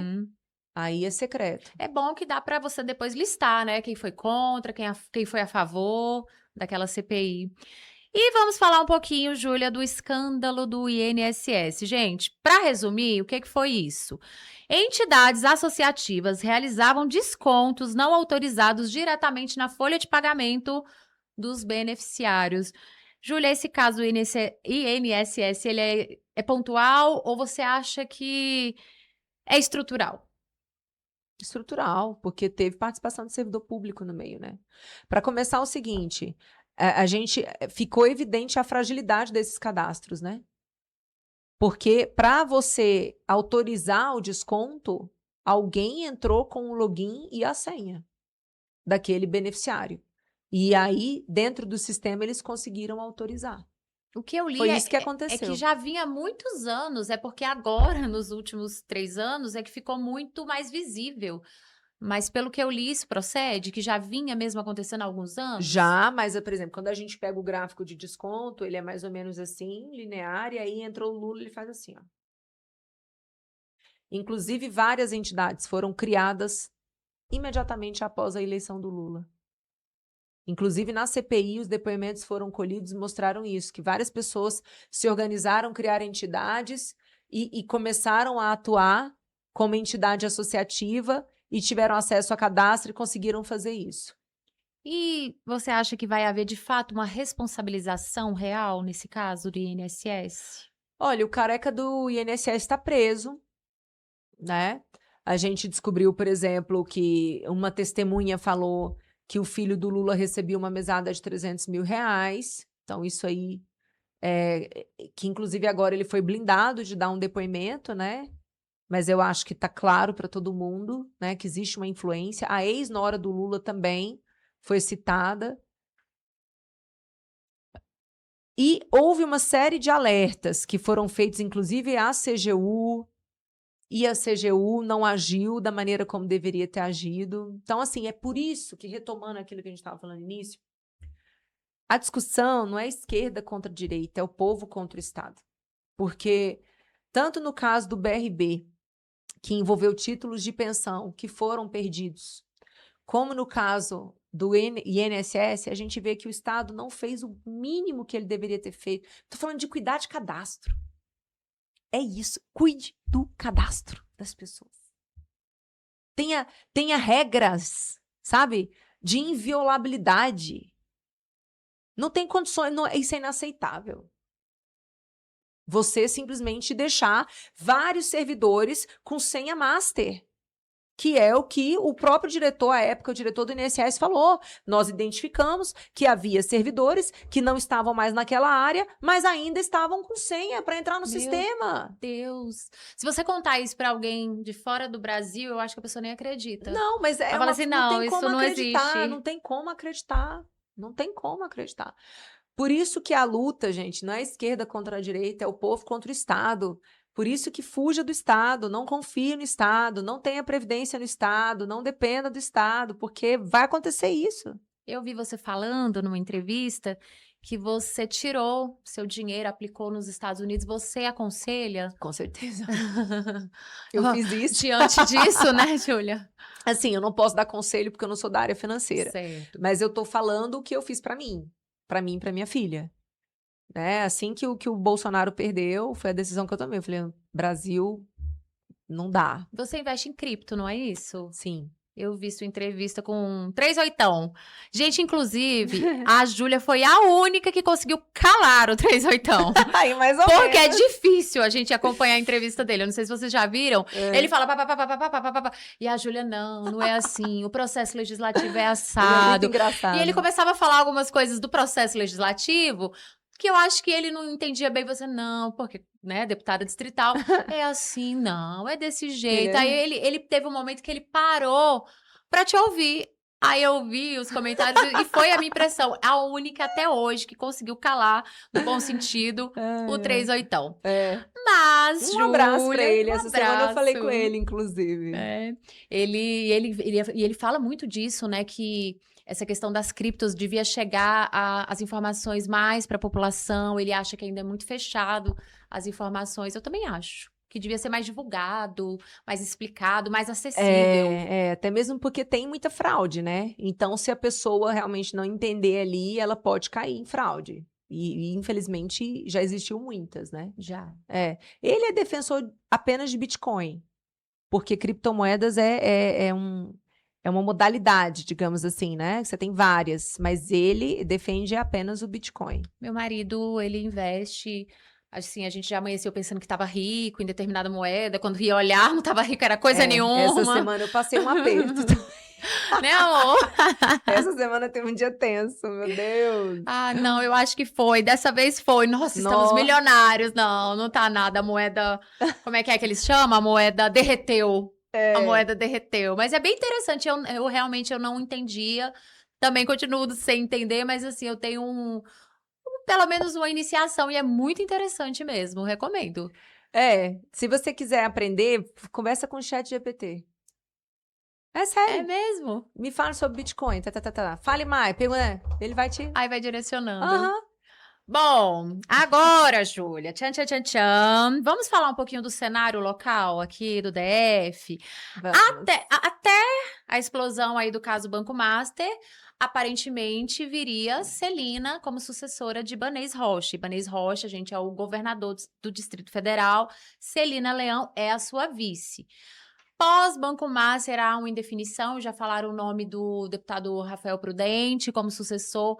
Na sua opinião política, cientista política, o que você acha que vai acontecer nesse cenário? Porque tem que até março para definir, não é isso? Uhum. O que você até o final de março. Do campo da direita, da esquerda, você quer tudo, uma análise completa. Vamos na da direita. Porque eu acho que até a esquerda tá esperando essa definição para lançar o deles também. Porque Magela já falou que não quer, né? Ele falou? Ele falou. Ele fez um vídeo dizendo que ele aceita. Não participar. Em prol maior. Eita. Isso significa muita coisa. Significa. Eu não sabia desse movimento, não. Ele fez um vídeo. Eita. Bom, o que acontece? Hoje existe uma possibilidade muito grande do governador Ibanez não ir para o Senado. Né? Tanto para se proteger, ele manter o foro dele no STJ até dezembro, que é onde as coisas vão ter mais se definido. Como também existe uma leitura de que o PT precisa abrir uma possibilidade de uma vaga do Senado. Porque hoje, se viesse Ibanez e Michele, era Ibanez e Michele, né? Então, assim, o PT precisa abrir uma chance, porque o PT já precificou, já sabe que a direita vai fazer um arraso no Senado nesse ano. E esse é o maior medo do PT, inclusive o maior medo do Supremo, né? Que tem um casamento com o PT. Isso é indiscutível, né? Então, tem muita gente que acredita nisso, assim, que existe já a tratativa no sentido de o governador Ibanez não sair. Se o governador Ibanez não sair, a Celina, ela deixaria de ter meses aí de governo, ou seja, ela perderia palanques e a força eleitoral dela ao governo diminuiria muito. E a Celina, ela não tem histórico de grandes votações também, né? Ela sempre entrou, mas ela sempre entrou ali na risca, ela não foi campeã de votos, nenhuma das vezes que ela ganhou. Então, tem muita gente que acredita que o governador Ibanez não vai mais e a Celina, nesse sentido, também não iria mais. Veja, não é a minha opinião. Eu estou falando um dos cenários que o meio político trata, tá? Se a Celina não sair, então o campo da direita está aberto. Só que aí, por exemplo, Rafael Prudente é MDB. Então, assim, o MDB vai se unir ao PL no DF, porque no âmbito nacional o MDB está com o PT. Entendeu? Entendi. Então, assim, o PL vai dar as mãos para o Rafael vai sair sem PL? Eu acredito que não. Eu acho que o Rafael não sai sem um PL, não sai sem a força da direita. A menos que, em acordo com o PT deixasse de lançar um candidato. Então, no caso, Leandro não fosse lançado. E aí o PT abriria mão pelo Rafael. E aí colocaria um vice do PT, por exemplo. Aí, beleza. Aí o Rafael teria uma força para fazer uma caminhada ao governo. Porque ele sozinho, sem esquerda, sem direita, não dá. Aqui no DF. Lembrando que o DF é um estado bem de direita. Na realidade, é o segundo mais. Perde para Santa Catarina. Santa Catarina. Né? Então, a força da direita aqui, ela é muito pesada. Não tem como você ignorar. Então, vamos imaginar que a Celina não saia. Qual que vai ser a decisão do PT? E aí tem um outro elemento, chamado Arruda. Se o Arruda conseguir voltar ao jogo, e para isso ele precisa de uma decisão favorável do Supremo. Lembremos que o Supremo está casado com... A esquerda. Né? Sempre que a gente falar Supremo, a gente tem que pensar no PT. Então, assim, se o Arruda vem, a partir de uma autorização do Supremo, a gente pode pressupor que existiu pauzinhos petistas mexidos.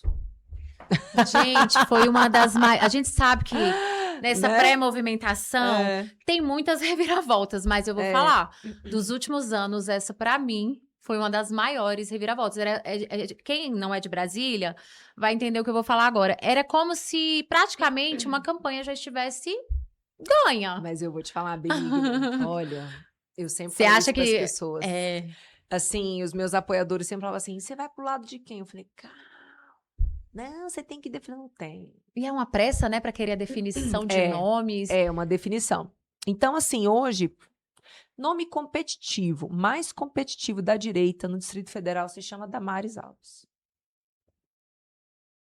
A Damares, ela é uma senadora que foi muito bem votada, ela ainda tem mais 4 anos de Senado, ela não perde. Por exemplo, se ela perder, ela não perde, porque ela vai voltar para o Senado. Mas a Damares, além dela não ter um histórico ruim, ela nunca se envolveu em nenhum escândalo. Ela é uma mulher bem carismática. Mais recentemente, ela está aparecendo mais, né? Está sendo mais ativa. Então, se o Republicanos lançasse a Damares, e aí, nesse caso, significaria um rompimento com o MDB, certo? Porque hoje o pretenso vice da Celina é do Republicanos, que é o Gustavo Rocha. Então, se o Republicanos decide lançar a Damares, o Gustavo roda e o acordo com o MDB roda. Aí, nesse caso, o MDB está livre para coligar com o PT, se quiser. Então, para mim, a melhor candidata se chama Damares Alves. E seria perfeito se a vice dela fosse a Paula Belmonte. Porque a Paula, eu acho uma estupenda deputada distrital. É uma mulher que tem muita coragem, votou contra agora a questão do Master, ela é muito preparada, ela é muito coração, entendeu? Ela é uma pré-candidata ao governo.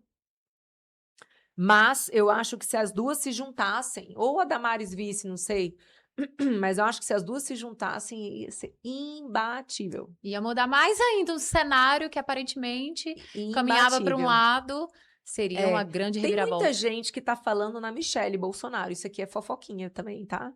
Interna. É mesmo? O nome dela já tá em pesquisa já. E ela anima? Será? Aí eu já não sei, mas ela tá indo bem nas Ela tá muito pesquisas. quietinha. Você não acha, não, Júlia? Ela, Acho, e a gente sabe por quê. ela ficou muito quietinha. A gente É pela sabe. briga com os enteados? Tem isso e tem também a questão da domiciliar do Bolsonaro. Ela tá tentando, né? É. Bom, gente, uma aula aqui, né? Uma verdadeira aula da Nada. vontade. Eu tive que separar Aqui de blocos são e blocos. reflexões, são reflexões. Reflexões da nossa analista política excelente. Mas agora eu quero dar uma aliviada, porque esse assunto dá muita tensão, né? A gente fica com medo assim do que falar, da onde pisar. Vamos dar uma aliviada agora. Um assunto mais pessoal. Você tem uma filha, Luísa, Tenho. estudante de medicina, que é linda. E eu a vejo na internet fazendo aquelas reflexões.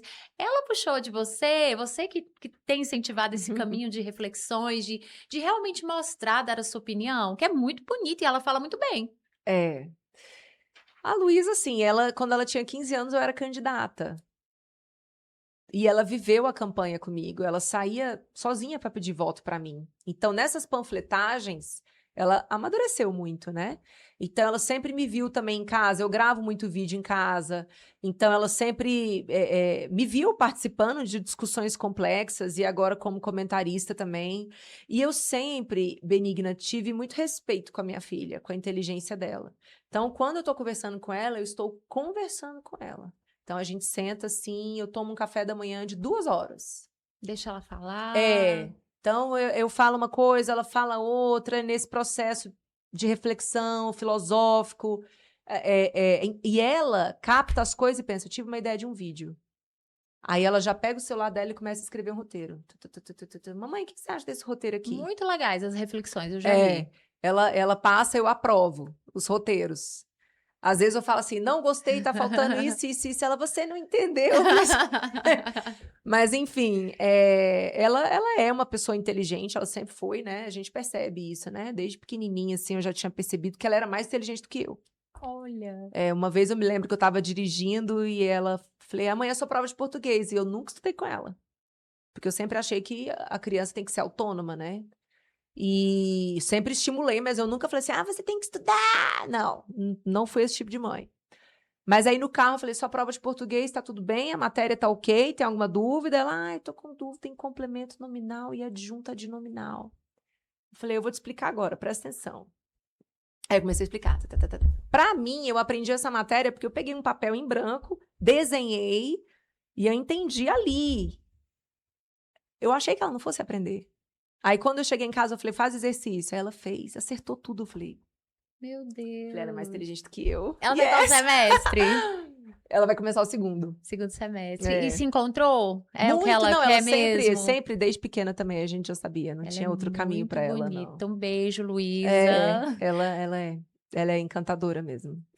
E, Júlia, mais mulheres na política? Mas você não falou da minha filha canina. Então é igual que ela é muito especial mamãe também. de 4. Tenho 4. Você tem quantos? 4? Não, tem só uma. Só uma, eu tenho 4. Eita. Estão lá atrás. E são filhos mesmo. São. Quem critica, que a gente fala, né? Mãe de pet, pai, tem gente que critica. Quem critica fala assim, I'm sorry, você não tem ideia do que é. Porque é um amor, assim, é uma proteção que a gente tem que não tem muita explicação, né? Porque é tão puro o amor deles por nós, né? Eu não entendia, até quando eu tive. Eu não entendia aquelas pessoas que choravam, Nossa. que sentiam saudades. Hoje, a nossa vida é assim, não, quem vai ficar com eles? Aí, por exemplo, eu tenho passarinhos, aí eu faço videochamada com eles. Mas é isso mesmo, tem que ser assim. Tem que tratar com carinho. Eu acho que é anjo, né? É um anjinho que tá ali, porque, por exemplo, a Margot, ela é louca por mim. Louca. A gente sai nos lugares, ela já fica assim, monitorando quem que chega perto. E qualquer pessoa minimamente suspeita, ela já avança, assim. A vida dela é me proteger. Eu sei que se ela precisasse doar a vida dela pra mim, ela doaria. É uma coisa louca. É lindo, realmente é lindo. E assim, você nesse ambiente tão pesado e é live, gente, e muito, né, ativa nas redes sociais. Quando você sai desse mundo, o que que você faz para relaxar? Fica em casa com sua nenê, sai, o que que você A faz? Luísa não mora mais comigo, né? Uhum. A humana. A humana. Mas a canina, ela tem um tempo na minha agenda, né? Eu desço com ela, início já é um descanso Você para esquece, mim. assim, quando você tá em casa? Não, calma aí, não quero mais falar de política, eu não quero atender telefone. Sabe quando que eu esqueço? Quando eu ligo uma série, eu coloco uma série assim, totalmente fora, porque do Aham. contrário, Você fica a ligada. minha cabeça tá ligada. Então, assim, por exemplo, eu gosto muito de estudar. Então, eu vou comentar um assunto X, deixa eu entender. Aí eu vou, coloco uma aula no YouTube. Então, às vezes eu tô lavando louça, eu tô aprendendo alguma coisa, eu acompanho o noticiário americano também. Então, eu fico muito conectada, porque Aham. para mim é gostoso, assim. Claro que eu sofro. Essa questão, por exemplo, do master é uma coisa que tá me trazendo sofrimento, mesmo. De saber, de ver, de tomar conhecimento do que tá acontecendo. Mas eu gosto de política, né? Então, desde que eu era criança, então acaba que faz parte do cotidiano mesmo. Ai, tá certo. Não, vai ter que Mas eu esparecer vou um pra pouquinho. academia, né? Eu vou pra academia, Aham. eu faço crossfit. De vez em quando eu jogo beach tênis Pra também. Eu tenho esparecer. as minhas amigas, eu saio com elas, né? Tenho namorado. Ah, Então acaba que eu tenho você consegue ter também esse algumas. um escape, vamos dizer assim. E você tem hater? Muitos. Muito. Esses dias eu Sim, estava vendo o pessoal na com sua. certeza. Não sei, eu não lembro qual é a postagem, mas alguém falando bem assim: você era da direita, o que que aconteceu com você? E não sei o que lá. Gente, que Você loucura. recebe muito assim? Sim, sim, sim, sim, sim. Quando você se posiciona, né? E se você fala de uma forma mais dura, assim como eu falo, naturalmente você machuca corações sensíveis. E qual é o seu recado para essas pessoas, Julia? Você vai continuar se posicionando? Claro, com certeza. Lógico. Até mesmo porque, assim, eu nunca dei nenhuma opinião porque alguém me pagou para falar aquilo. Eu nunca dei uma opinião sem ter estudado. Eu nunca falei algo que eu não acredito e que eu não viva. Então as pessoas podem encontrar verdade nas suas redes sociais. Em absoluto. Em tudo. Absolutamente tudo. Então, assim, posso mudar de opinião? Posso, com certeza, né? Vou criticar quando a direita errar? Possivelmente esse comentário veio por causa disso. Deve ter criticado alguma coisa da direita. Eu não acho que nenhum político é Deus. Existe um Deus. Não existe figuras que não possam ser criticadas. Porque tem gente que é assim, né? Ah, mas você criticou fulano. Né? Então você não é de direita. Pô, pelo amor de Deus, é um raciocínio muito infantil, sabe? Então, assim, eu confesso que eu parei de olhar o chat do programa. Eu tô todos os dias ao vivo com o Cláudio Dantas. Então, assim, muitas vezes eu dou opinião que as pessoas não querem ouvir, né? Porque a maior parte das pessoas não busca a verdade. A maioria das pessoas buscam confirmação de suas crenças. E eu não sou responsável pela crença e nem pela expectativa delas. Eu sou responsável por falar aquilo que eu sei. E a verdade existe. Tem gente que fala assim, a verdade é subjetiva. Não, existe verdade. Existe certo, existe errado, existe feio, existe bonito. Existe honesto, existe corrupto. O que está acontecendo é que as pessoas estão tentando relativizar até a Tudo! verdade. Tudo, tudo. Ah, não, mas veja bem, olha isso. O que, que é isso? Gente, ó, vou te falar, se a gente tivesse um povo mais sério e mais duro em termos de princípios e valores, a gente não viveria tudo que a gente vive. Assim, isso é responsabilidade do povo. Simples assim. Que ninguém nasce deputado, ninguém nasce senador, ninguém nasce governador. É todo mundo eleito. Então, assim, cadê a responsabilidade do nosso amadurecimento? Então, eu parei de olhar o chat do programa. Eu sou muito criticada. E eu parei de olhar porque, assim, eu falei, olha, querendo ou não, abala, não vou falar que não abala. Quem fala que não se importa com crítica tá mentindo. Claro que é ruim, né? E muitas vezes as críticas são muito pesadas, né? Assim, Que coisas às vezes vai que para o âmbito pessoal, né? Já ali não é mais a figura pública da Júlia, vai para o é, âmbito pessoal, né? então eu falei, você quer saber? Eu vou parar de ler.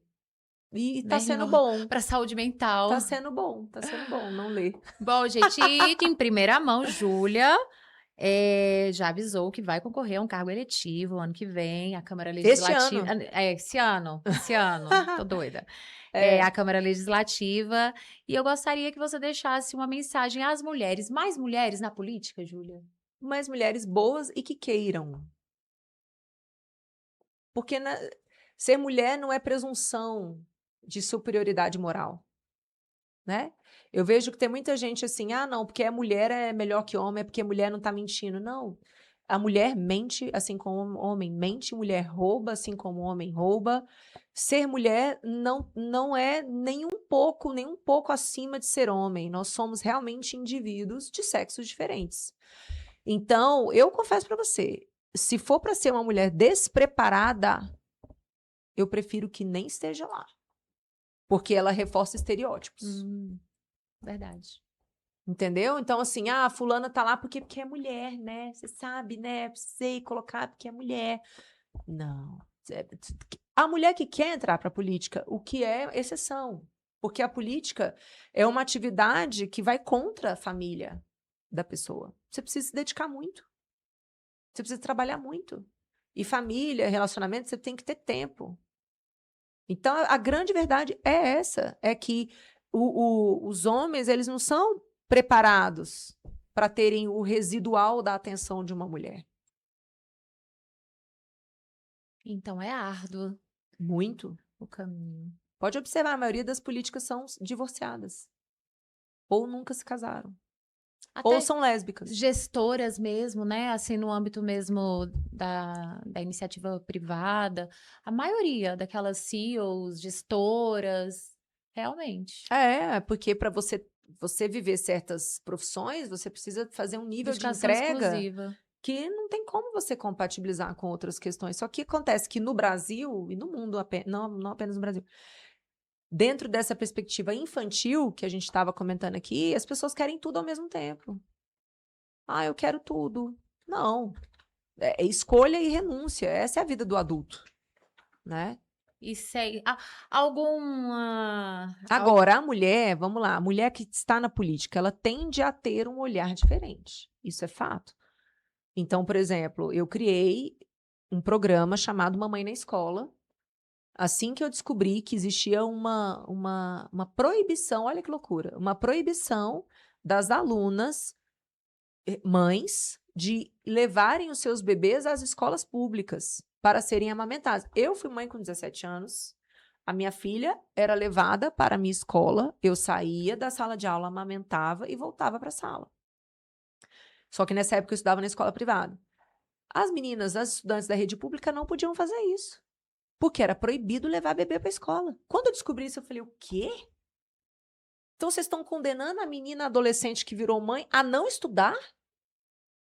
Não. Além de poder estudar, ela vai ter um cantinho, que é o chamado cantinho da amamentação, onde ela, a professora, ou qualquer mulher, eu preciso sair, eu preciso ter meu ambiente privado, uma privacidade para eu amamentar meu filho. Programa Mamãe na Escola. Então, assim, será que um homem teria essa sensibilidade? Talvez. Não sei. Existe uma creche hoje no Palácio do Buriti, briga minha, pedido meu. Cheguei no secretário de Economia e falei assim, eu preciso ter uma creche aqui. As servidoras e servidores precisam ter os bebês por perto. E por aí vai. Ajudei muita mulher a colocar DIU, que é outra situação que eu não sei se os homens entenderiam. Sim. Né? Sobretudo para as mulheres mais pobres, né? Que estão tendo gestações recorrentes sem desejarem. Muitas apelam para o aborto, que é uma prática que eu acho que não deve ser aceita em nenhuma hipótese. Essa é a minha posição. E então tem questões que, por ser mulher, lógico, a gente tem uma perspectiva diferente, né? Muitas vezes, assim, eu recebia telefonema de mães que elas estavam há horas, assim, na fila do hospital público com seus filhos, e na hora que eu recebia esse telefonema, eu parava tudo, eu ia direto para o hospital para ver o que estava acontecendo, porque eu me colocava naquele lugar. No lugar. Falava, gente, se eu e a Luísa, se a Luísa tivesse pequenininha, ela chorando de dor, ai, sabe? É uma coisa que, assim, Então, existe um olhar diferente, isso é óbvio, né? Por isso que o ideal seria termos mais mulheres. Mas essas mulheres, elas precisam ter a consciência de que é porrada. Não é para entrar lá e ser café com leite. Entendeu? Ah, não discute comigo porque eu sou mulher. Ah, não. Se você não brigar... E tem muitos momentos, assim, nossa, várias situações na Câmara aqui, eu tive um enfrentamento quase que físico com os meus colegas. Físico mesmo, levantar, bater na mesa e colocar o dedo na cara, o cara ficar... Opa! É. Aqui não podemos mexer. Fala assim, ó, ela não é besta, não. Não é superveniente, não, errei a palavra. Subserviente.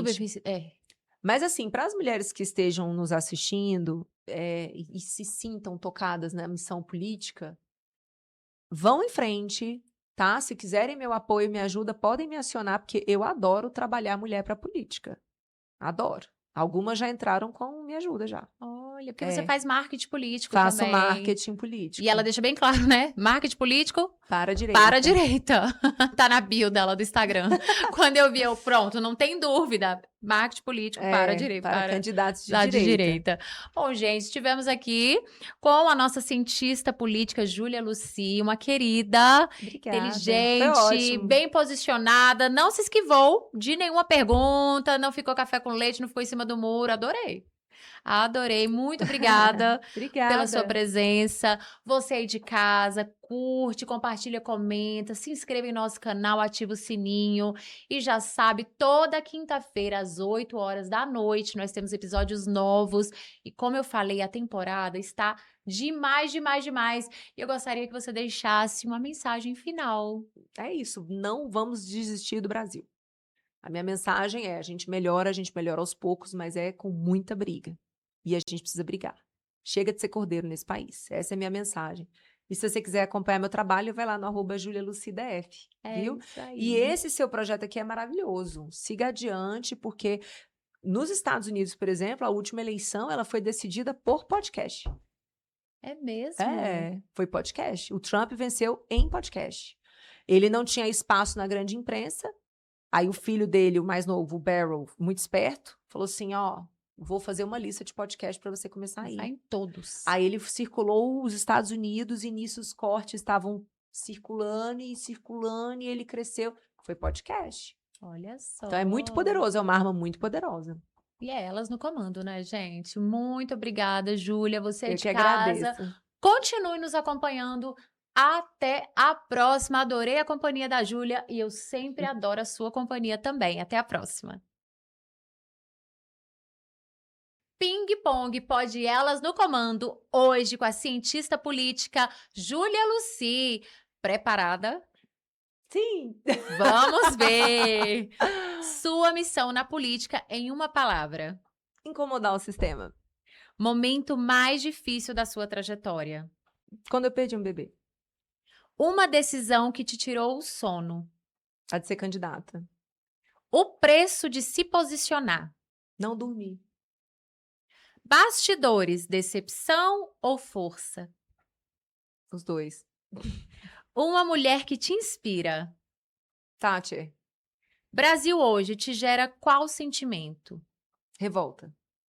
O que mais te preocupa no país? Cinismo. Quem é a Júlia fora da política? Uma mulher complexa. O que te mantém firme? Os valores. Quem foi seu maior apoio? Minha filha.